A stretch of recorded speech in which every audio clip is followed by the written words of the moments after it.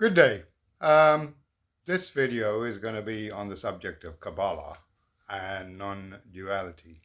It's an exposition of my own insights and ideas and experiences, and the tremendous similarity on various fronts between Kabbalah at its highest expression and the Indian philosophical tradition known as Advaita Vedanta, which I have a firm grounding in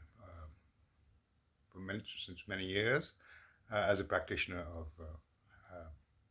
methods propounded by various sages within that tradition. The commonality is non-duality, and I'm going to delve into that and see where we come out. So if there are any rabbis who are listening to this, pardon my ignorance on some issues, or perhaps even errors. You might want to correct them in the comment section. But I just want to give a gist of what I've discovered and what my thoughts are on this beautiful tradition, Kabbalah, and how it's probably going to be very much more important in the future. Even though it's a divergence from the original Judaism of the ancient world, it's a relatively recent development, in fact, and it is heavily influenced by Neoplatonism.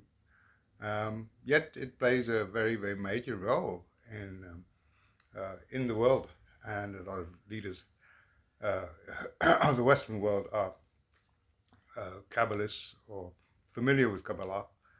Through the teachings of the Hasidic guru, the Rebbe, Menachem Mendel Schneerson, and Chabad, the Chabad Lubavitch sect. Okay. I'm going to dive right in because I'm not going to deal with those aspects of Kabbalah. You see, Kabbalah seems to have two, major sort of aspects to it. One is the lower form of Kabbalah, which is to do with the manipulation of reality, basically magic, using values of Hebrew letters and meditation on them, and the invocation of certain spirits, entities, angels, or what have you, to manipulate events, basically magic, which has its corollary in Hinduism with the yoga tradition, where you have yogis, who might make amulets, cast spells, in order to manipulate reality and develop superpowers. These are, from the perspective of Advaita, which is the highest philosophical tradition, the non-dual tradition, these are seen as a lesser path. It's all to do with the aggrandizement of the ego. And so it is, in my opinion, with the Kabbalah as well. Those teachers, Kabbalah was only given, Kabbalistic instruction was only given to people who, practitioners who are well versed in the Talmud, above the age of 40. And it's only in recent times with Rav Berg and the Kabbalah Center that he calls a revolution, by making Kabbalah and Kabbalistic ideas available to the common man. And that obviously can result in misuse of this beautiful tradition.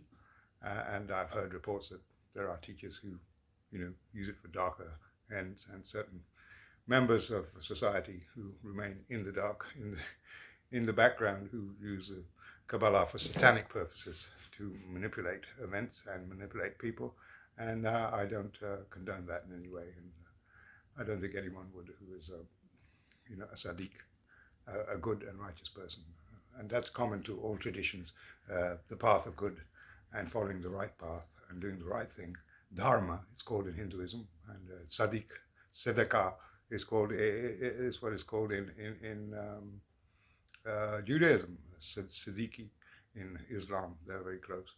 The common core, this common non-dual core of Hinduism and Judaism is my explorations of the world religions have shown me that it's absolutely identical in every other tradition that there is. Islam, Christianity, Taoism, you're talking about the same thing. This core concept, which I'm going to dive right in, which is known in Judaism, in Kabbalistic Judaism, as Ein Sof. So that's the higher part of Kabbalah, which is union with the divine, union with God, union with the absolute, the infinite. And I'm going to just dive in by reading the Wikipedia entry on Ein Sof.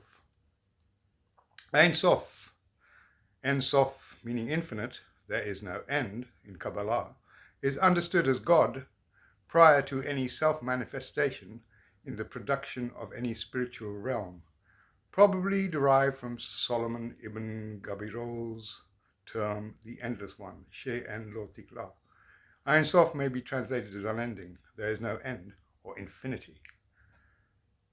It was first used by Azrael, circa 1160 to 1238, who, sharing the Neoplatonic belief that God can have no desire, thought, word, or action, emphasized by it the negation of any attribute.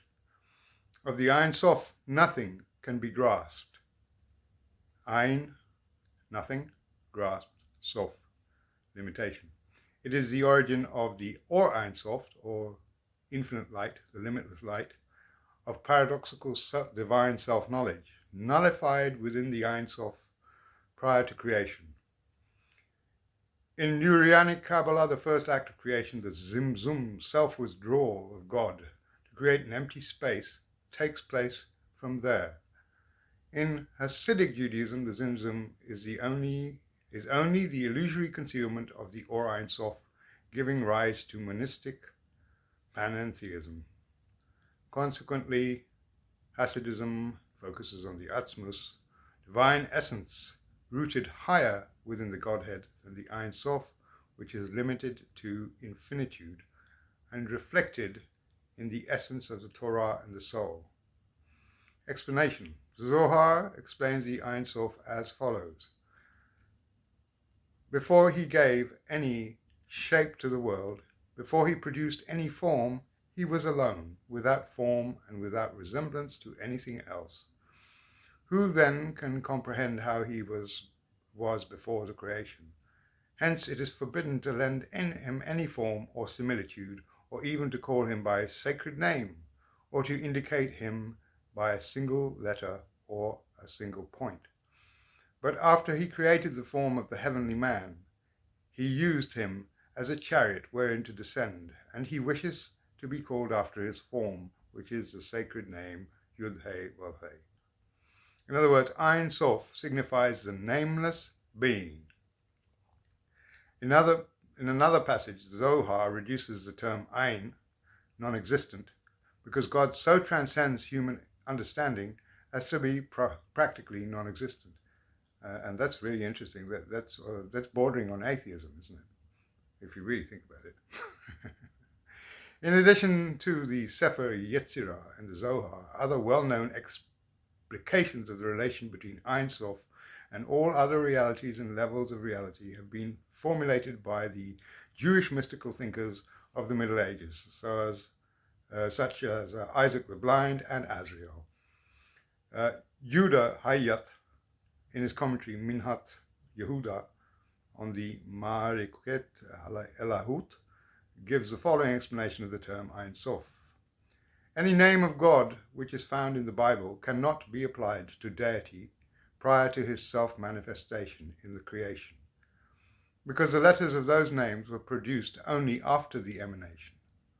Moreover, a name implies a limitation in its bearer, and this is impossible in connection with the Ein Sof.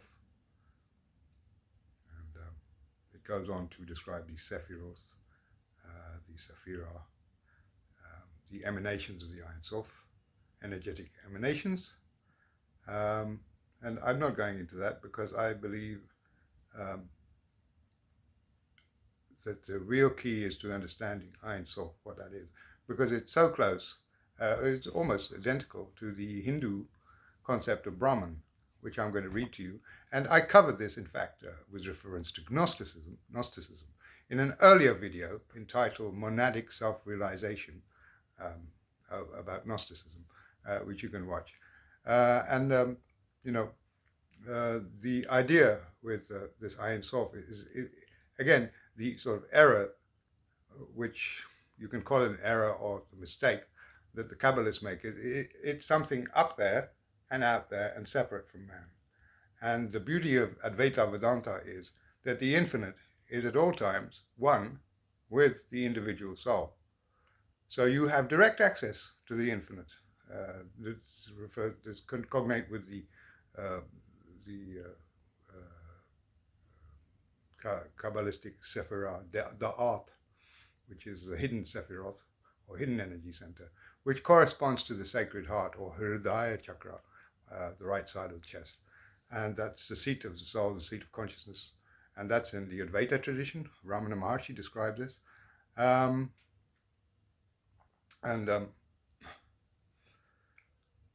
The essence, which is all important, Atzmus, is the self. You see, in Hebrew, the word for self is Atzmi. So it's the self. The self is who you are, and the Atzmus, the highest level, is God in the absolute sense, is yourself. So the beauty of the Advaita tradition is that God and the individual, the seeker, are at no time separate. So that's something that the subjective consciousness, I, in the body, and the consciousness of the infinite are one. Atman is Brahman. And these are concepts which any Kabbalist would be,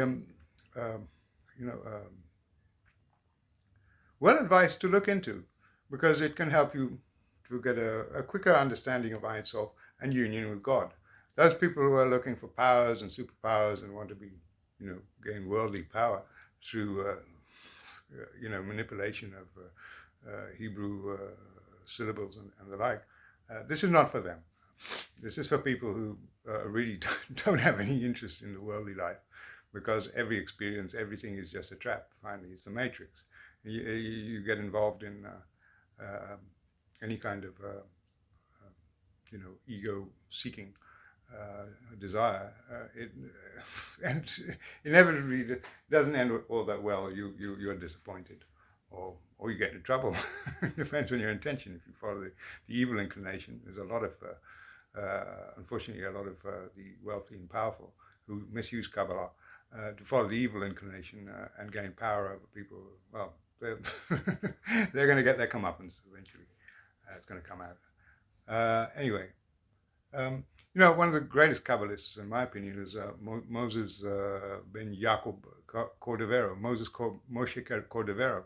And some of his teachings are so similar to Advaita Vedanta. It's uncanny, which just goes to show it's not about the name of the tradition, which is a label, but the very concept of non-duality, which transcends everything. Like a river can flow through different countries. It doesn't stop at the border, does it? Non-duality, or God doesn't stop at the border of your country, and isn't branded with your flag, your country, whether it's Israel or India. It's truly the infinite. It has no name, and it cannot be contained by any name. Brahman, I can give you a little read for you, Brahman.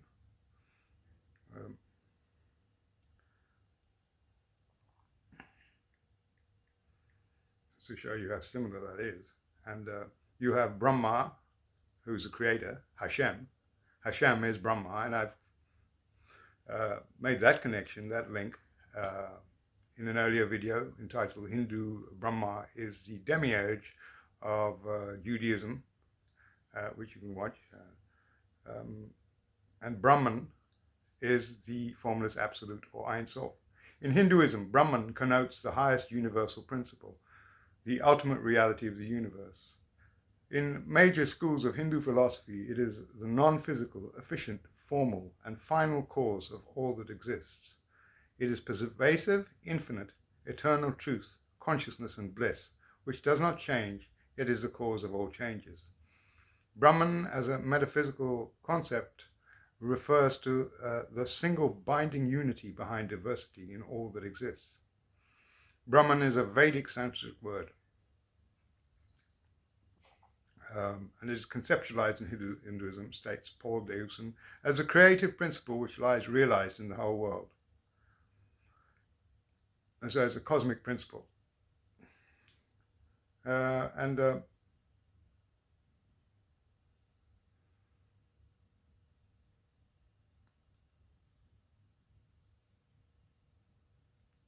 It is typical of one of the qualities of Brahman is it's unknowable to the human mind. It can't be, it's not perceivable by the senses, and it's not perceivable or containable by thought. So there you have the similarity with Ein Sof. And in Neoplatonism and Gnosticism, that's called the monad, which I explained in an earlier video, monadic self-realization. And so the only difference is really in the perspective of being able to realize this, unity with this immediately. And that's the beauty of Advaita, which states you are that already. You are that supreme reality, which is really what it's trying to say is you are one with the infinite at all times. And it's only illusion or ignorance that has to be removed from and that's caused by thinking that you're separate, among other things.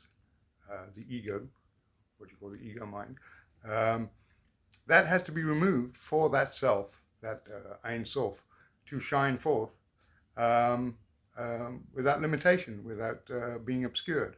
Rather like the sun, which shines forth in the sky when the clouds of ignorance have been dispersed. So, in fact, it's the limitless light, isn't it? I maintain that the light is God, and it's the sun. And these are all metaphors. We live in a psychophysical universe, and that sun is actually described as Brahman in certain Upanishads, which I've also described in earlier videos. The sun is the self, or Brahman. What is the ego? The sun is the self, Brahman, or God. So the Ein Sof, limitless light, really the sun. But I'll leave you to find that out for yourself. I mean, that's if you find that useful. I found some very beautiful things from Moshe Cordovero. I'm going to have a look if I can find them and read to you those.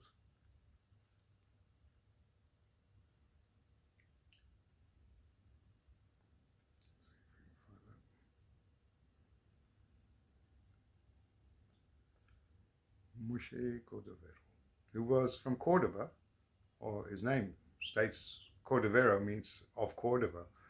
So he spent time there, and that was also one of the another great mystic who preceded him. It happened to be an Islamic mystic. Ibn Arabi was also an Andalusian proto-Sufi mystic. He wasn't actually in Sufi tradition, but he also hailed from Cordova, and his ideas had a great were influenced by the Neoplatonists. And let's have a look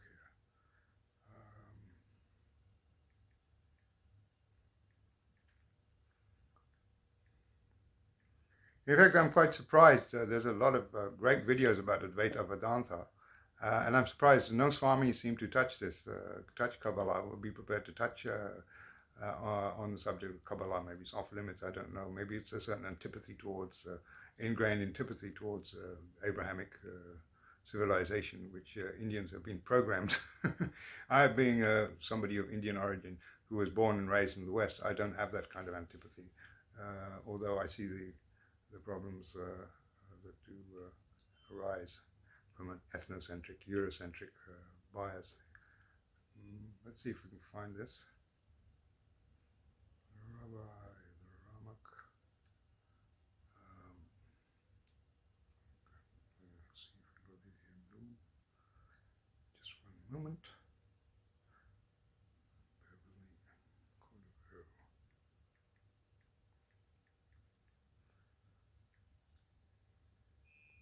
The non-dual teachings of Moses Cordovero.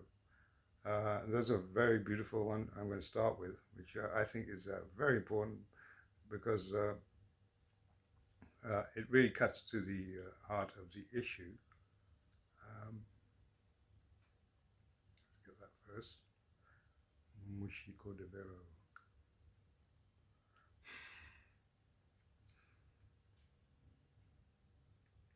And this is a marvelous quote about God. An impoverished person thinks God is an old man with white hair sitting on a wondrous throne of fire that is glittering with countless sparks. As the Bible states, the Ancient of Days sits, the hair on his head like clean fleece. His throne flames of fire, the book of Daniel. Imagining this and similar fantasies, the fool corporealizes God. He falls into one of the traps that destroy faith, that God is limited by his imagination. And Moshe Cordovero was a 13th century mystic sage and had a tremendous influence in Kabbalah, considered one of the stalwarts of the Kabbalistic tradition. And here are some of those quotes from Moshe Cordovero. Nothing is outside of God. This applies to everything that exists, large and small. They exist solely through the divine energy that flows to them and clothes itself in them. If God's gaze were withdrawn even for a moment, all existence would be nullified. Contemplating this, you are humbled, your thoughts purified. Moses Cordovero, or Yakar, Ramak.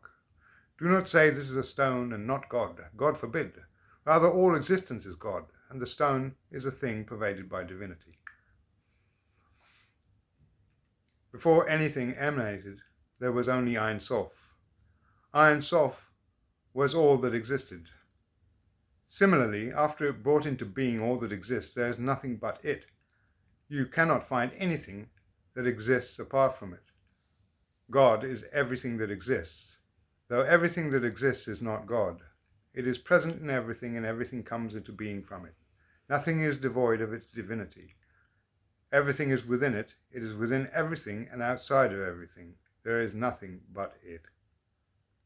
So, there's some fantastic. I'll leave this link. You can check these. Marvelous.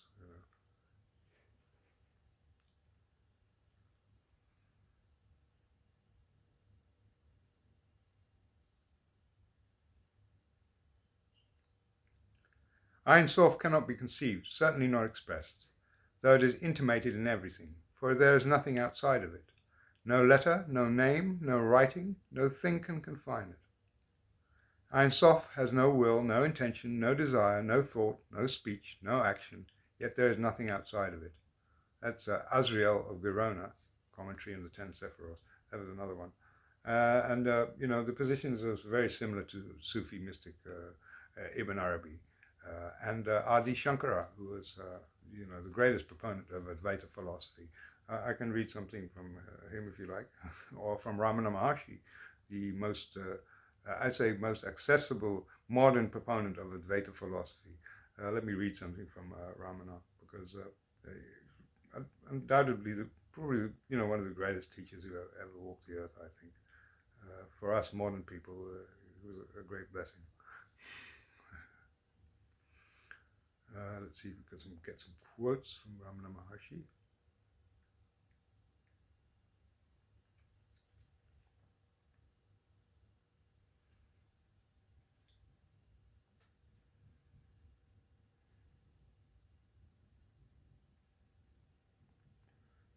The self. And he refers to Ein Sof as the self.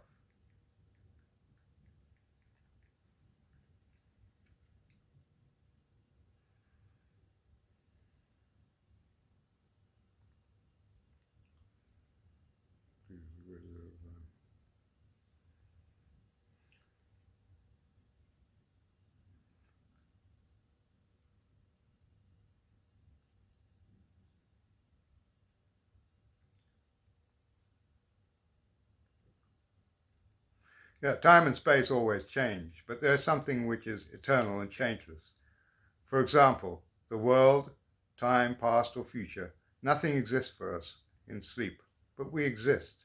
Let us try to find out that which is changeless, which always exists.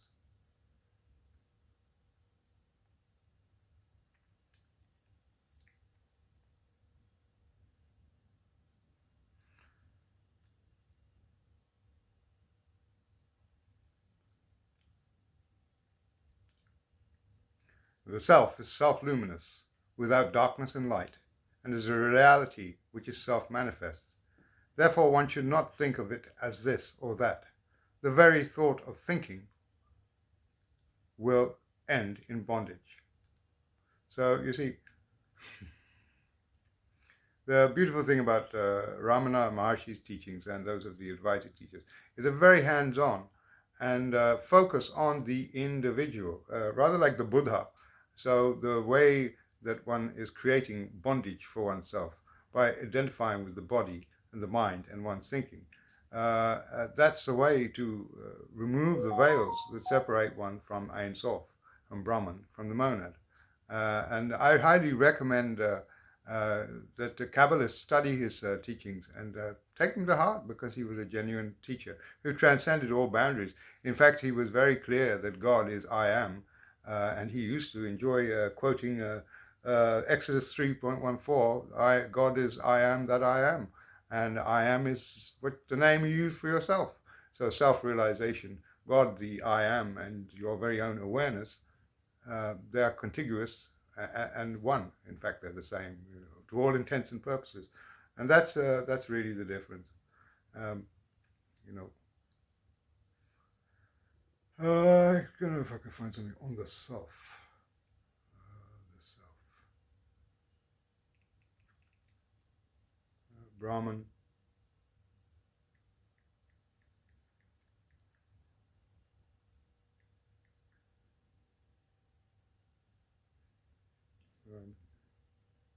The world is Brahman.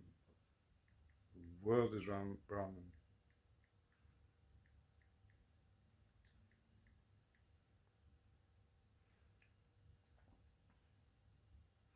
Yeah, in fact, Adi Shankara, who was the great, non-dual dynamo, the sage who founded Vedanta-Advaita, the modern tradition. His teachings are, very clear. The world is an illusion. Only Brahman is real. The world is Brahman, which is just basically the same thing that Moshe Cordovero said. God is everywhere, all-pervading, the Ein Sof, and it has no form, no name, yet there we go. Brahma Satyam Jagat Mithya Jivo Brahmaiva Napara, which means Brahman is truth, reality. The world is an illusion. The Jiva, individual self, or I am, is nothing but Brahman. And that's the basic tenet of Advaita Vedanta, which I think can be very helpful for practitioners, advanced students in Kabbalah, to cut out all the effort to reach the goal. And I hope this is of help. I find that a number of Kabbalists, there's a dualistic aspect as well, duality. In Kabbalah, you've got Hashem and the Shekinah. You've got this divine feminine, the Ruach HaKodesh. And in Hinduism, these are seen as the illusory power of God, the feminine. An obsession with that, and the Shekinah, which is called Shakti in to the traditions of Advaita Vedanta, which is Maya, which is illusion, which is the world. The objective world is an illusion. The subject, Purusha, Prakriti, Shiva, Shakti, that's the real. You are the real. The world is an illusion. That's the position of Advaita. And it gets you very far once you realize that you are consciousness. And so the clue is subjectivity. There's a rabbi by the name of Yossi Paltiel, who also just recently, I saw a short by him where he says, the highest truths are realized through subjectivity. They are subjective. And that is true. Once you realize you are consciousness, you are I am, you call yourself I, and that is the highest. There's no need to posit something up there and out there that is higher than you. That is a phase that we go through, the ascent, the mystical ascent. Once you pass that, or you may not even have to pass that, you can go straight for gold. Go for gold, Realize that you are consciousness, and that one consciousness is one with all that is. It's almost atheistic, I think, Kabbalah and Advaita, because there's no need for gods. They're seen as illusions. Gods are forms within Brahman. Brahman is like gold, and the forms are like jewels. Gold can be used to form different items of jewelry, but all of them, the constituents of gold. Clay pots are made of clay, and so does the Brahman. Brahman is the substrate of all the various objects. So gods are just forms of this Brahman. And that explains the whole idea of, Hindu polytheism is basically monistic, panentheistic. So that's the other interesting sort of misconception that Westerners have, Abrahamic people, that the Indians are all idolaters. Yeah, they're, at a certain level of stratum of society, there's just plain idolatry. I mean, it's almost like, indigenous peoples over the whole world, practice shamanism. It's a kind of shamanism, praying to a deity and allowing him to sort of possess you and fulfill you with goodness and boons. So it's a dualistic thing. But really, idolatry, what is that? Idolatry is the subject and the object, the supplicant and the deity. It's the subject-object relationship which has to be transcended. So whether they are worshipping idols, physical representations, the smarter ones, the more advanced ones, realize that those are just an anchor for the formless divine, the Ein Sof, the Brahman, I like children who play with dolls. They make believe they make believe that those dolls are real, but in reality they're not. It's just their imagination, and it's a way for them to anchor. They can't deal with the concept of a formless God, Nirguna Brahman, which means formless, absolute. That tends to come with education. You go to college, you go to school, you learn science. You stop playing with dolls. But this whole objectification of God and forming objects and idols is equally prevalent in Judaism and what we know about Christianity. They worship Jesus, God, man as a deity. But in Judaism and Islam also, the letters of the alphabet, the Hebrew alphabet, form sort of idols. They're objects, and you project holiness onto them and imagine that they're holy things. And the holiness is inside, and you're projecting it onto these objects, and you're extracting whatever you call it, the Kedusha, the good, and hoping to manipulate the events of your life and reality to your own advantage. What Advaita recommends that you do, Advaita Vedanta, is going to the root and finding out who you are, who or what you are, and transcending the ego altogether. And that's the only way to have lasting communion with God, the unity of being, as Ibn Arabi called it. As I say, that's for very few people. It seems not many people are interested in that. So the widespread interest in Kabbalah, there's no need to be excessively pious. People think through doing pious acts that they'll get there. You can't reach this. No. There's no way you can reach this through pious acts. It's call it grace, call it the ripening of your spiritual practice through understanding and recognition of yourself as that. That's like a lightning flash. They call it Satori, Zen, in the Zen tradition, the lightning flash. I don't like to sound elitist, but very few people are really going to get that. You have to go into seclusion. Even the great Kabbalist Isaac Luria, in order to formulate his ideas, he had to go into seclusion. He went with his wife to Egypt and secluded himself away from the madding crowd. If you're not doing that, and if you're getting into the world and Donald Trump and Mashiach and all this kind of thing, I'm sorry, you're missing the point, really. Because God is not in any of these things. Neti. The world you're looking at is a completely carefully constructed illusion. And the idea is to draw your attention out of your body and into all these things and drain you. And that's what we all have to do, is come back to ourselves, Because God lives within. The kingdom of heaven is within. Even Jesus was a Kabbalist, and I've covered this in the essence of in his inner teachings, the Gnostic teachings of Jesus in the Gospel of Thomas. He too, you could say was a proto-Kabbalist. In the Gospel of Thomas, he states, I will give you what no eye has seen, or what no ear has heard, what no hand has touched, and what has not entered the human mind. Again, what is Brahman? What is Ein Sof? Something completely indescribable. And it's nothing. It really is. There's no God. It's almost atheistic, because there's no God there. There's no physical God. There's no man with a beard.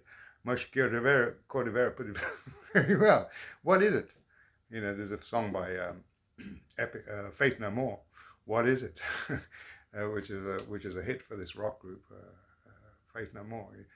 You want it all, but you can't have it. It's in your face, but you can't grab it. What is it? You want it all, but you can't have it. It's in your face, but you can't grab it. What is it? What are you? You see, what is it that's looking? And that, my friends, is the key. I don't care which religion you follow, which mystical sect or school you adhere to. If you haven't investigated what you are, you'll never be able to come to this union with God, this much coveted state, which is peace. Then that's where eternal peace is within this. If you want to check out my other videos, I go into it. There are also some tremendously good teachers of Advaita Vedanta I can recommend. I've already recommended Swami Sarvapriyananda, Swami Midananda, who are followers of Ramakrishna. But the real creme de la creme is Bhagwan Ramana Maharshi. And there are also some maverick teachers like Krishnamurti who give you a more secular bias, which is perhaps also interesting and useful for people living in an urban environment, modern world, because things can be better appreciated from different angles. So just like you're in a college, you're a student, you'll go to one teacher for one particular applied physics, you go to the other teacher for mathematical physics, theoretical physics, and so on. So you get the whole physics syllabus. And really, non-duality is like quantum physics. Most people with exoteric religious practices, dualistic religious practices, where they're propitiating Hashem or Shiva or Brahma or Vishnu or Jesus, it's dualistic. And that's kind of the level of the high school student who's just learning Newton. When you transcend that level, you go to college, you learn about quantum physics, theoretical physics, Einstein, relativity, de Broglie, Schrödinger, and all the rest of it. And you realize, that there's this world as well. That doesn't negate Newtonian physics, which is, everyday religion, mundane, let's say, dualistic religious traditions, bhakti, as it's called. But it coexists with that. And that's what non-duality is. And it's interesting how non-duality, Advaita, and Kabbalah are very, very, very interesting for people at the very, very highest echelons of academic pursuits, particularly in science, theoretical physics, and the highest philosophical pursuits. My videos are in the form of a freewheeling rant, so if you found this interesting, I'm glad. Certainly check out the teachings of Advaita Vedanta. I'll leave a few links below. And for Kabbalists particularly, there's a very, very good article, comparative study by a chap called Robert Waxman, I think it is, between Kabbalist mysticism and Advaita Vedanta, which goes into quite considerable details, about 27 chapters long. I'll leave that for you in the description box. I wish you a pleasant time and an easy path to redemption, which is what self-realization is, or union, merging. It's called nullification in Kabbalah. Bitul. I wish you an easy and fortuitous journey, spiritual journey, and shalom, salam alaikum, namaste.